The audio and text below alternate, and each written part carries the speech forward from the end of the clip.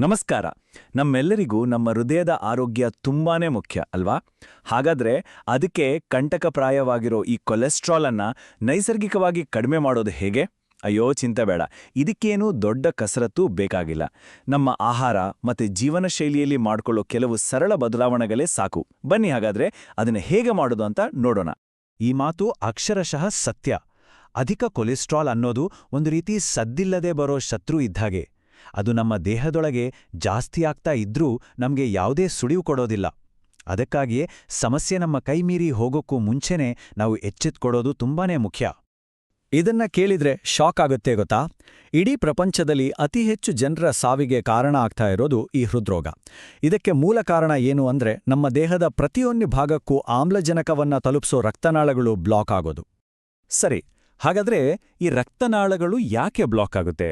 ಇದಕ್ಕೆ ಮುಖ್ಯ ಕಾರಣ ಏನು? ಉತ್ತರ ಒಂದೇ: ಅಧಿಕ ಕೊಲೆಸ್ಟ್ರಾಲ್.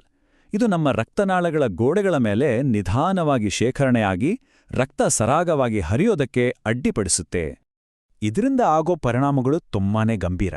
ಈ ಕೆಟ್ಟ ಕೊಲೆಸ್ಟ್ರಾಲ್ ಅಂದ್ರೆ LDL ರಕ್ತದಲ್ಲಿ ಜಾಸ್ತಿಯಾದಾಗ ಅದು ನಮ್ಮ ರಸ್ತೆಗಳಲ್ಲಿ ಟ್ರಾಫಿಕ್ ಜಾಮ್ ಆದಾಗೆ ಆಗತ್ತೆ. ಇದು ಹೃದಯಾಘಾತ, ಪಾರ್ಶ್ವವಾಯು ಮತ್ತೆ ಅಧಿಕ ರಕ್ತದೊತ್ತಡದಂತಹ ಅಪಾಯಕಾರಿ ಪರಿಸ್ಥಿತಿಗಳಿಗೆ ದಾರಿ ಮಾಡಿಕೊಡುತ್ತೆ. ಆದ್ರೆ ಒಂದು ನಿಮಿಷ, ಎಲ್ಲಾ ಕೊಲೆಸ್ಟ್ರಾಲ್ ಕೆಟ್ಟದಲ್ಲ. ನಮ್ಮ ದೇಹದಲ್ಲಿ ಒಬ್ಬ ಹೀರೋ ಮತ್ತು ಒಬ್ಬ ವಿಲನ್ ಇಬ್ರೂ ಇದ್ದಾರೆ. ಈ ಒಳ್ಳೆಯ ಮತ್ತು ಕೆಟ್ಟ ಕೊಲೆಸ್ಟ್ರಾಲ್ ನಡುವಿನ ವ್ಯತ್ಯಾಸವನ್ನ ನಾವು ಸರಿಯಾಗಿ ಅರ್ಥ ಮಾಡ್ಕೊಂಡ್ರೆ ನಾವು ಸರಿಯಾದ ನಿರ್ಧಾರಗಳನ್ನ ತೆಗೆದುಕೊಳ್ಳಬಹುದು. ಮೊದಲಿಗೆ ನಮ್ಮ ಕಥೆಯ ವಿಲನ್ LDL ಬಗ್ಗೆ ತಿಳಿದುಕೊಳ್ಳೋಣ. ಇದನ್ನ ಕೆಟ್ಟ ಕೊಲೆಸ್ಟ್ರಾಲ್ ಅಂತ ಕರೀತಾರೆ. ಯಾಕೆ ಅಂದ್ರೆ ಇದು ರಕ್ತನಾಳಗಳ ಗೋಡೆಗಳಿಗೆ ಅಂಟ್ಕೊಂಡು ಪ್ಲೇಕ್ ಅನ್ನೋ ಒಂದು ಜಿಡ್ಡಿನ ಪದರವನ್ನ ನಿರ್ಮಾಣ ಮಾಡಿ ರಕ್ತ ಸಂಚಾರಕ್ಕೆ ಅಡಚಣೆಯನ್ನ ಉಂಟುಮಾಡುತ್ತೆ. ಈ ಸ್ಲೈಡ್ನಲ್ಲಿರೋ ಹೋಲಿಕೆ ನೋಡಿ ನಿಮಗೆ ಎಲ್ಲಾನೂ ಕ್ಲಿಯರ್ ಆಗ್ಬಿಡತ್ತೆ. ಒಂದು ಕಡೆ LDL ರಕ್ತನಾಳಗಳಲ್ಲಿ ಕಸವನ್ನ ಅಂದ್ರೆ ಪ್ಲೇಕನ್ನ ತುಂಬಿಸಿದ್ರೆ, ಇನ್ನೊಂದು ಕಡೆ ನಮ್ಮ ಹೀರೋ HDL ಒಂದು ಸೂಪರ್ ಕ್ಲೀನಿಂಗ್ ಟೀಮ್ ತರ ಕೆಲಸ ಮಾಡುತ್ತೆ. ಅದು ಈ ಕೆಟ್ಟ LDL ಅನ್ನ ಹುಡುಕಿ ಹಿಡಿದು ಯಕೃತ್ತಿಗೆ ಅಂದ್ರೆ ಲಿವರ್ಗೆ ಎಳೆದುಕೊಂಡು ಹೋಗುತ್ತೆ. ಅಲ್ಲಿಂದ ನಮ್ಮ ದೇಹ ಅದನ್ನು ಹೊರಹಾಕುತ್ತೆ. ಹಾಗಾದ್ರೆ ಈ LDL ಅನ್ನೋ ವಿಲನ್ನನ್ನ ಕಂಟ್ರೋಲ್ನಲ್ಲಿರೋದು ಹೇಗೆ? ಒಳ್ಳೆ ಸುದ್ದಿ ಏನಪ್ಪಾ ಅಂದ್ರೆ ಪರಿಹಾರ ನಮ್ಮ ಅಡಿಗೆ ಮನೆಯಲ್ಲೇ ಇದೆ. ಕೆಲವು ನಿರ್ದಿಷ್ಟ ಆಹಾರಗಳು ನೈಸರ್ಗಿಕವಾಗಿಯೇ ಈ ಕೆಟ್ಟ ಕೊಲೆಸ್ಟ್ರಾಲ್ ಅನ್ನು ಕಡಿಮೆ ಮಾಡೋಕೆ ಸಹಾಯ ಮಾಡುತ್ತವೆ. ಮೊದಲನೆಯದಾಗಿ ಕರಗುವ ಫೈಬರ್ ಅಥವಾ ಸಾಲ್ಯುಬಲ್ ಫೈಬರ್ ಜಾಸ್ತಿ ಇರೋ ಆಹಾರಗಳು. ಓಟ್ಸ್, ಬೀನ್ಸ್, ಬೇಳೆಕಾಳುಗಳು ಮತ್ತು ಸಂಪೂರ್ಣ ಧಾನ್ಯಗಳು ಇವು ಕೊಲೆಸ್ಟ್ರಾಲ್ಗೆ ಒಂದು ರೀತಿ ಬಲೆ ಇದ್ದ ಹಾಗೆ.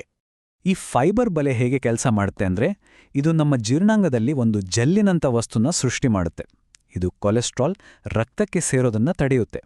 ಅಷ್ಟೇ ಅಲ್ಲ, ಜೀರ್ಣಕ್ರಿಯೆಯನ್ನ ನಿಧಾನಗೊಳಿಸಿ ನಮ್ಮ ಕರುಳಿನಲ್ಲಿರೋ ಒಳ್ಳೆ ಬ್ಯಾಕ್ಟೀರಿಯಾಗಳಿಗೆ ಆಹಾರವಾಗಿ ನಮ್ಮ ಒಟ್ಟಾರೆ ಆರೋಗ್ಯವನ್ನ ಸುಧಾರಿಸುತ್ತೆ. ನೋಡಿ, ಈ ಹೋಲಿಕೆ ಎಷ್ಟು ಚೆನ್ನಾಗಿದೆ. ಕರಗುವ ಫೈಬರು ಒಂದು ಸ್ಪಾಂಜ್ ಥರ ಕೆಲಸ ಮಾಡಿ ಕೊಲೆಸ್ಟ್ರಾಲನ್ನ ಹೀರಿಕೊಂಡು ದೇಹದಿಂದ ಹೊರಗೆ ಕಳಿಸ್ತೆ. ಇದನ್ನ ನೆನ್ಪಿಟ್ಕೊಳ್ಳೋದು ತುಂಬಾ ಸುಲಭ ಅಲ್ವಾ? ಫೈಬರ್ ಆಯ್ತು. ಈಗ ಕೊಬ್ಬಿನ ವಿಷಯಕ್ಕೆ ಬರೋಣ. ಕೊಬ್ಬು ಅಂದ ತಕ್ಷಣ ಭಯಪಡಬೇಡಿ. ಎಲ್ಲಾ ಕೊಬ್ಬುಗಳು ಕೆಟ್ಟದಲ್ಲ.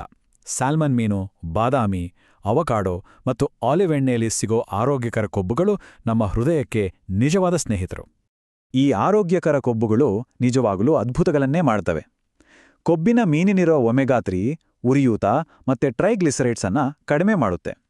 ಇನ್ನು ನಟ್ಸ್ ಮತ್ತೆ ಆವಕಾಡೋಗಳು ನಮ್ಮ ಹೀರೋ HDL ಕೊಲೆಸ್ಟ್ರಾಲ್ ಅನ್ನ ಹೆಚ್ಚಿಸಿ ಕೆಟ್ಟ ಕೊಲೆಸ್ಟ್ರಾಲ್ ನಮ್ಮ ಕರುಳಿನಲ್ಲಿ ಹೀರಲ್ಪಡುವುದನ್ನ ತಡೆಯುತ್ತವೆ.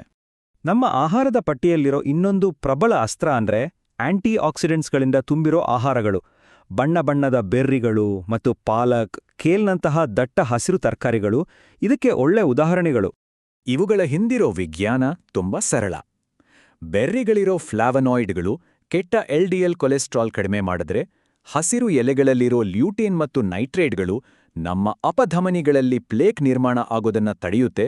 ಅಷ್ಟೇ ಅಲ್ಲದೆ ರಕ್ತನಾಳಗಳನ್ನ ಹಿಗ್ಗಿಸಿ ರಕ್ತದೊತ್ತಡವನ್ನ ನಿಯಂತ್ರಣದಲ್ಲಿಡುತ್ತೆ. ಒಂದು ಒಳ್ಳೆ ಗಾಡಿಗೆ ಬರೀ ಉತ್ತಮ ಪೆಟ್ರೋಲ್ ಹಾಕಿದ್ರೆ ಸಾಕಾಗಲ್ಲ ಅಲ್ವಾ? ಅದರ ಇಂಜಿನ್, ಟೈರ್ ಎಲ್ಲವೂ ಚೆನ್ನಾಗಿರ್ಬೇಕು. ಅದೇ ರೀತಿ ನಮ್ಮ ಹೃದಯದ ಆರೋಗ್ಯಕ್ಕೆ ಒಳ್ಳೆ ಆಹಾರದ ಜೊತೆಗೆ ನಮ್ಮ ಜೀವನ ಶೈಲಿಯೂ ಅಷ್ಟೇ ಮುಖ್ಯ. ಈ ಒಂದು ವಿಷಯವನ್ನ ಗಟ್ಟಿಯಾಗಿ ನೆನ್ಪಿಡಿ. ನಮ್ಮ ಆಹಾರದಲ್ಲಿರುವ ಅತಿ ದೊಡ್ಡ ಶತ್ರು ಅಂದ್ರೆ ಸಂಸ್ಕರಿಸಿದ ಸಕ್ಕರೆ. ಇದು ನೇರವಾಗಿ ಕೆಟ್ಟ ಕೊಲೆಸ್ಟ್ರಾಲ್ ಅನ್ನ ಹೆಚ್ಚಿಸುತ್ತೆ. ನಿಮ್ಮ ಆಹಾರದಿಂದ ಸಕ್ಕರೆಯನ್ನು ಕಡಿಮೆ ಮಾಡಿ ನೋಡಿ. ಫಲಿತಾಂಶ ನಿಮ್ಮ ಕಣ್ಣು ಮುಂದೆ ಇರುತ್ತೆ. ಆಹಾರದ ಜೊತೆಗೆ ಈ 3 ಸೂತ್ರಗಳನ್ನ ಪಾಲಿಸೋದು ತುಂಬಾನೇ ಮುಖ್ಯ. 1. ಪ್ರತಿದಿನ ಚಟುವಟಿಕೆಯಿಂದ ಇರೋದು. 2. ಸಾಕಷ್ಟು ನೀರು ಕುಡಿಯೋದು ಮತ್ತು ಚೆನ್ನಾಗಿ ನಿದ್ದೆ ಮಾಡೋದು. 3. ಒತ್ತಡವನ್ನ ನಿರ್ವಹಿಸೋದು. ಹೌದು, ಅಧಿಕ ಒತ್ತಡವೂ ಕೂಡ ನಮ್ಮ ಕೊಲೆಸ್ಟ್ರಾಲ್ ಮಟ್ಟವನ್ನ ಹೆಚ್ಚಿಸಬಲ್ಲದು. ಸರಿ, ಹಾಗಾದ್ರೆ ನಾವು ಇದುವರೆಗೂ ಕಲ್ತ ಪ್ರಮುಖ ಅಂಶಗಳನ್ನ ಒಮ್ಮೆ ಬೇಗನೆ ನೆನಪಿಸ್ಕೊಳ್ಳೋಣ. ಆರೋಗ್ಯದ ದಾರಿಯಲ್ಲಿ ಇವು ನಿಮ್ಮ ಕೈದಿವಿಗೆಯಾಗಲಿ.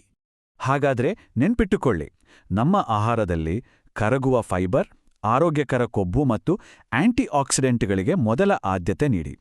ಸಂಸ್ಕರಿಸಿದ ಸಕ್ಕರೆಯಿಂದ ದೂರವಿರಿ.